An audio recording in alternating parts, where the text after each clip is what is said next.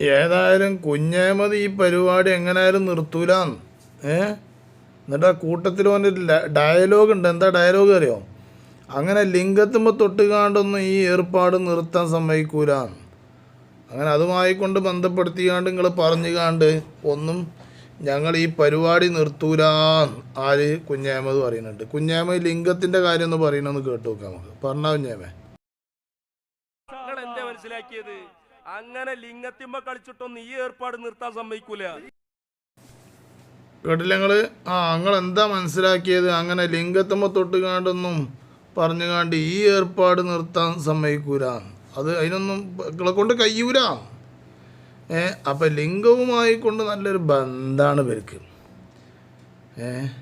ആ ബന്ധമാണ് ഇപ്പോൾ സുനീർ ഇവരെ ഏറ്റവും വലിയ ഒരു ഓൺലൈൻ മുഫ്തി ഉണ്ട്. അത് ഓൺലൈൻ മുഫ്തി കൊണ്ട് ഉദ്ദേശിക്കുന്നത് ഇവരുടെ നോട്ടീസ്, ഫ്ലെക്സ്, അതുപോലെ തന്നെ ഫേസ്ബുക്കിലും വാട്സപ്പിലും യൂട്യൂബിലൊക്കെ സജീവമായിട്ട് ഇവനാണ് ഇവരുടെ പോസ്റ്റർ ഉണ്ടാക്കുന്ന ഒരു മഹൽ വ്യക്തിയുണ്ട്. ഓൻ്റെ പേര് സുനീറ.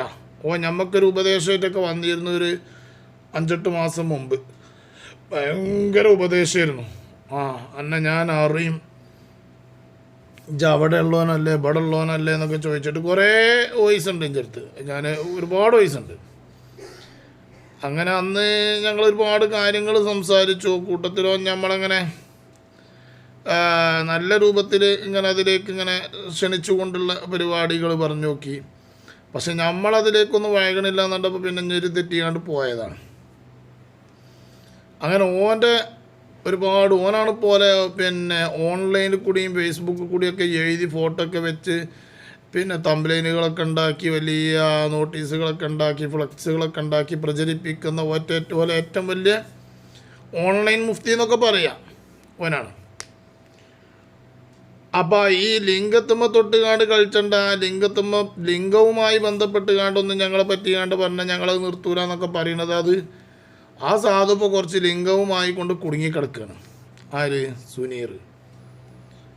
സുനീർ ഒരാളോട് പറയുന്ന ഒരു വോയിസ് ഉണ്ട്, അത് കേട്ടാക്കാണി. എന്താ സാധനം കേട്ടില്ല നിങ്ങൾ? എന്താ സാധനം? അത് സാധുവിനെ ആരോ പറ്റിച്ചതാണ്, നല്ല പറ്റിച്ചതാണ്.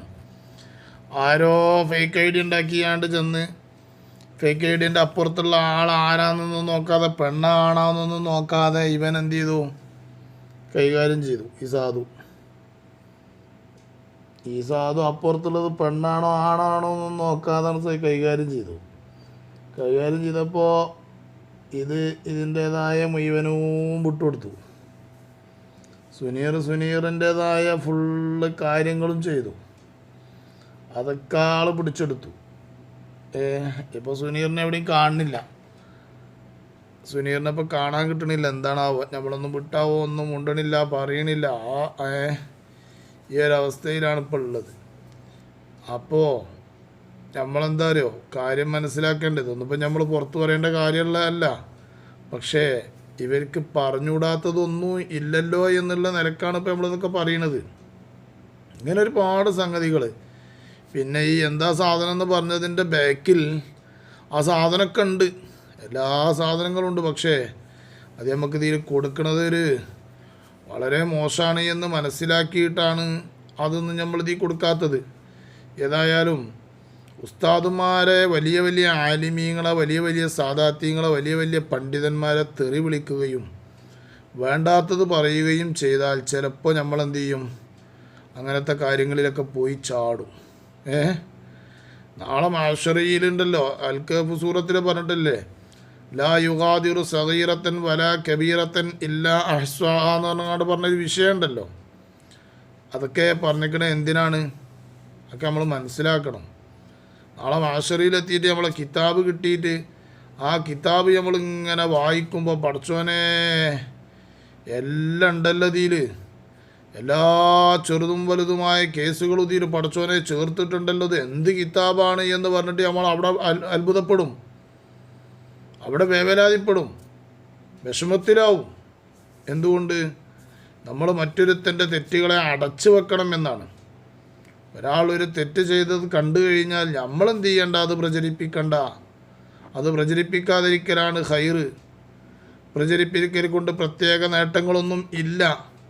അത് നമുക്ക് തന്നെയാണ് ദോഷം. നമ്മളുടേത് ചിലപ്പോൾ നാളെ മഹ്ശറിൽ കിതാബ് തരുമ്പോൾ ആ കിതാബിൽ മുഴുവനും പബ്ലിക്കായിട്ട് നമ്മളെ കൊണ്ട് അല്ലാഹു തആല വായിപ്പിക്കും. എന്നാലോ നമ്മൾ അറിയുന്ന തെറ്റുകളൊക്കെ നമ്മൾ മൂടി വെച്ചാൽ നമ്മളുടെ തെറ്റുകൾ ആയിരക്കണക്കിന് അല്ലാഹു സുബ്ഹാനഹു വ തആല നമ്മുടേത് മൂടി വെക്കും എന്നാണ്. അങ്ങനെയാണല്ലോ ഉള്ളത്. അപ്പോൾ ഇതൊക്കെ എന്തിനാണ് പിന്നെ എങ്ങനെ പറയണത്? പക്ഷേ ഇവനൊക്കെ നമ്മുടെ നേതാക്കന്മാരായ ഏറ്റവും പ്രായം ചെന്ന സുൽത്താനുൽ ഉലമ കാന്തപുരം ഉസ്താദ് അവറുകൾ 94 വയസ്സോളം പ്രായമുള്ള പണ്ഡിതനെ ഒക്കെ എഴുതുകയും പറയുകയും അതുപോലെ പലതും പറയുന്നത് കേട്ട് കഴിഞ്ഞാൽ വളരെ വിഷമമുണ്ട്.